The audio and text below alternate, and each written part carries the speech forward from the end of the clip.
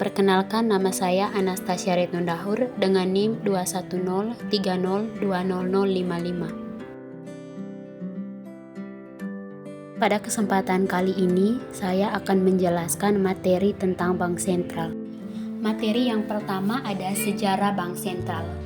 Sebuah bank sentral lahir sekitar awal 17-an, yang mana hal tersebut dibuktikan dengan pendirian sebuah bank yang disebut dengan Swedish Riksbank pada tahun 1668 sebagai bank swasta yang memiliki fungsi memberi pinjaman kepada pemerintah dan menjadi lembaga clearing untuk transaksi keuangan. Kemudian pada tahun 1694 berdiri bank lain dengan nama Bank of England di Inggris sebagai pemberi utang pemerintah, penjamin rediskonto melalui bank-bank atas commercial paper yang diterbitkan perusahaan untuk kegiatan perdagangan dan pinjaman likuiditas jangka pendek kepada bank-bank.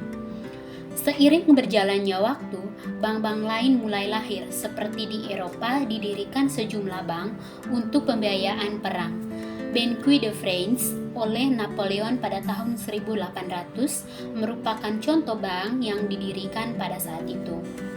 Bank tersebut didirikan guna menstabilkan mata uangnya setelah hyperinflation yang telah melanda selama Revolusi Prancis. Selain Banque de France, juga ada Wissel Bank Amsterdam yang memiliki fungsi mencetak dan mengedarkan uang, disebut bank giro. Materi yang kedua ada tujuan dan tugas bank. Dalam kapasitasnya sebagai bank sentral, Bank Indonesia mempunyai satu tujuan tunggal, yaitu mencapai dan memelihara kestabilan nilai rupiah. Kestabilan nilai rupiah ini mengandung dua aspek, yaitu kestabilan nilai mata uang terhadap barang dan jasa, serta kestabilan terhadap mata uang negara lain. Aspek pertama tercermin pada perkembangan laju inflasi, sementara aspek kedua tercermin pada perkembangan nilai tukar rupiah terhadap mata uang negara lain. Perumusan suatu tujuan tunggal ini dimaksudkan untuk memperjelas sasaran yang harus dicapai Bank Indonesia serta batas-batas tanggung jawabnya. Dengan demikian, tercapai atau tidaknya tujuan Bank Indonesia ini kelak akan dapat diukur dengan mudah. Untuk mencapai tujuannya, Bank Indonesia didukung oleh tiga pilar yang merupakan tiga bidang tugasnya. Pilar yang pertama, menetapkan dan melaksanakan kebijakan moneter. Pilar yang kedua, mengatur dan menjaga kelancaran sistem pembayaran. Dan pilar yang ketiga, mengatur dan mengawasi bank. Materi yang ketiga ada fungsi bank sentral. Yang pertama ada status dan kedudukan Bank Indonesia sebagai lembaga negara yang independen. Babak baru dalam sejarah Bank Indonesia sebagai bank sentral yang independen dalam melaksanakan tugas dan wewenangnya dimulai ketika sebuah undang-undang baru, yaitu Undang-Undang Nomor 23 Tahun 1999 tentang Bank Indonesia dinyatakan berlaku pada tanggal 17 Mei 1999 dan sebagaimana telah diubah dengan Undang-Undang Republik Indonesia Nomor 6 Tahun 2009. Undang-undang ini memberikan status dan kedudukan sebagai suatu lembaga negara yang independen dalam melaksanakan tugas dan wewenangnya, bebas dari campur tangan pemerintah atau pihak lain, kecuali untuk hal-hal yang secara tegas diatur dalam undang-undang ini. Fungsi yang kedua, status dan kedudukan Bank Indonesia sebagai badan hukum. Status Bank Indonesia baik sebagai badan hukum publik maupun badan hukum perdata ditetapkan dengan undang-undang.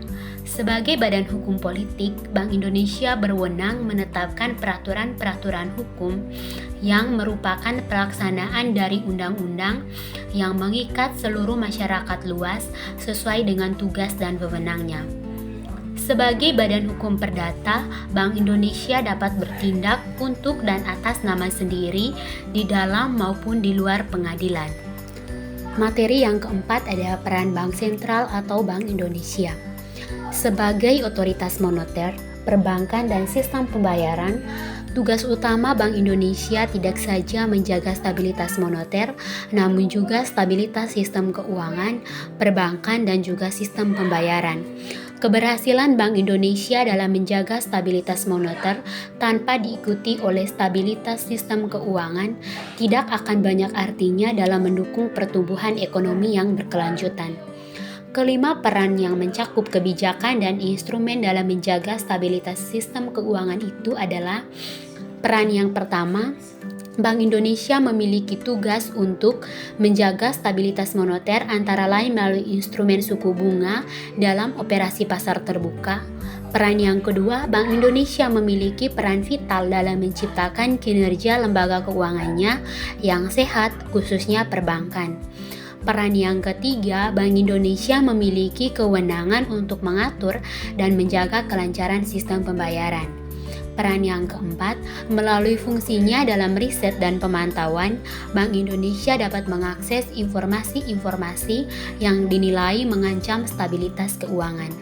Dan peran yang kelima, Bank Indonesia memiliki fungsi sebagai jaring pengaman sistem keuangan melalui fungsi-fungsi bank sentral sebagai lender of the last.